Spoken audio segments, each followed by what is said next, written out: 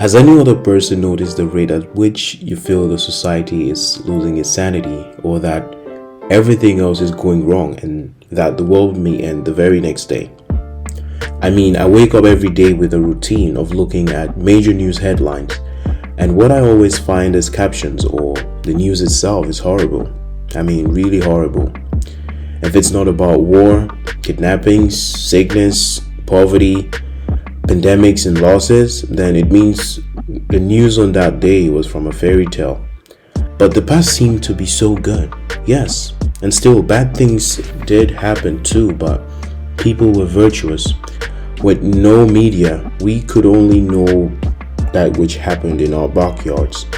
Some never even knew Ukraine existed or which continent it existed on. So we only enjoyed the romance and thrillers of Hollywood, which gave us a positive perception of how good the world is. When I say news here, it's not only about mainstream media. I think social media is also playing a fair share in this game. Think about the likes of what you comment on and how the algorithm makes it a duty to recommend to you more and more of similar events. We have WhatsApp group forwards who are playing the biblical role of John the Baptist. Before you get to see something on your regular primetime news, it must have streamed past numerous WhatsApp groups, feeds from Facebook pages with different versions of the story at the mercy of the group reporter, who determines what the narrative should be at the moment. Most of the times overly amplified or different from the ordeal and filled with a lot of negatives. And when you do get to watch, listen, or read your regular news, it surely will be a different story of what happened earlier with the same persons and maybe two different scenes. And finally, it enters the high courts of gossip bloggers who re-echo it days after with caption like, "What really happened?" And you can name the rest. If you feel like you're taking more than you can process and about to go nuts, it's okay to take a break.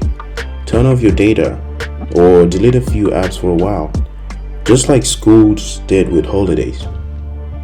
We must take extensive breaks from the addictive algorithms that have employed us into losing sanity with no remunerations. It worked for me. Why not you? We made it our duty to ignore virtuous stories, events, and news headlines. And if we must ignore, we're going to turn the narrative into a negative one, picking sides, creating memes, and mimicking sorts. I always dare to compare the things of the past with the present and a possible how of what the future will be. And with the pace at which we are deliberately and happily spreading negativity, I really am scared. I will be optimistic if things were to change. Well, till then. One thing I can't turn my attention from is the churches and the failing roles. We have as many churches as we can have along the streets, squares, and environs of our towns, with some outnumbering electric poles on a given street. Yet with these numerous self-appointed, financially focus-driven moral teachers, there really hasn't been a remarkable change. I'd rather say things have far worsened. Preachers and believers at daytime, fornicators and thieves at night, just to say the least. Who said fornication is bad? Figuratively think this out. What do you do when your food gets sour and you're hungry? But the question here is this: whose duty is it to ensure that we have some sanity? The government, you, or the preacher? My best guess will always be self, that's you. But with a little bit of overreach from the government. If only we could practice a quarter of the good things we learn or know in our lifetime, I bet you there will be no need going to paradise for Christians. For earth will already be too beautiful. It's time to examine what you can contribute. Do you still remember the proverb, little drops of water do make an ocean? Well, here it means little efforts of individual changes leads to a collective societal change, and that's the best place to start. And before you think the world is only a negative place, look at yourself and not your friends. We have forgotten our own individual assignment because we want to look at what the other person is doing. That literally means everyone is watching.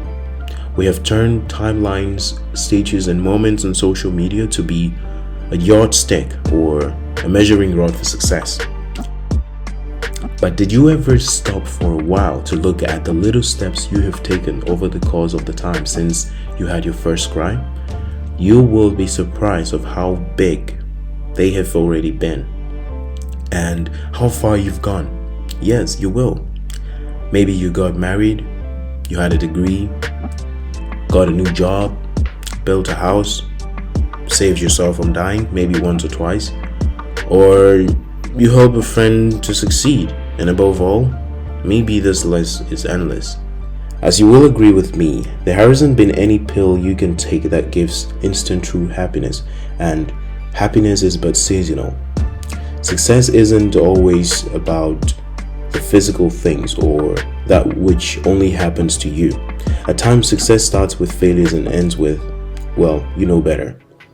Remember, you may still not be happy with all you have, but keeping a balance between the spiritual and the physical makes you a moving gem.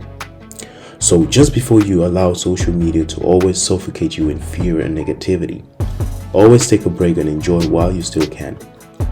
Know that good things are still happening and no one is paying attention to them.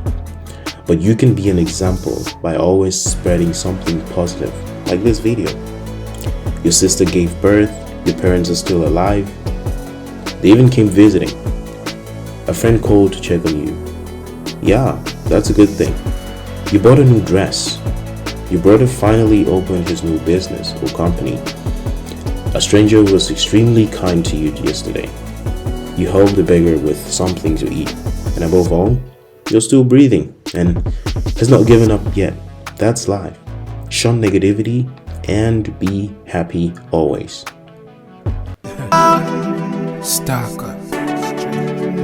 I love my life.